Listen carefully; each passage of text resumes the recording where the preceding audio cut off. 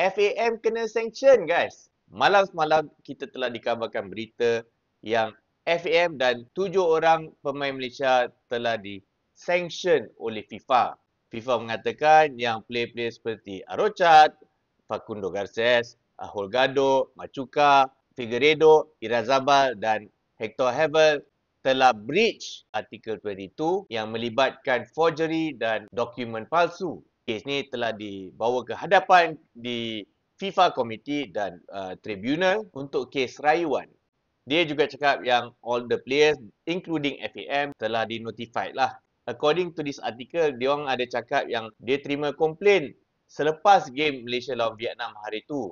FAM dan player-players ni ada 10 hari untuk membuat rayuan lah. Semalam FAM pun telah buat statement yang mengatakan mereka telah terima keputusan rasmi dari FIFA dan mereka akan membuat rayuan.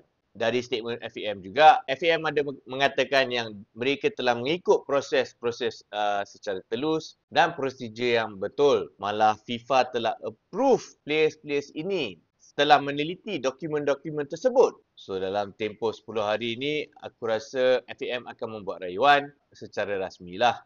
Untuk aku harap FAM dapat buat satu press conference untuk menjawab soalan-soalan ini. Pasal ini adalah satu allegations yang agak serius untuk bola sepak negara.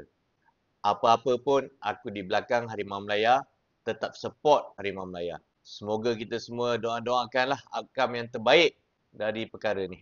Apa lagi? Kita tunggu je lah.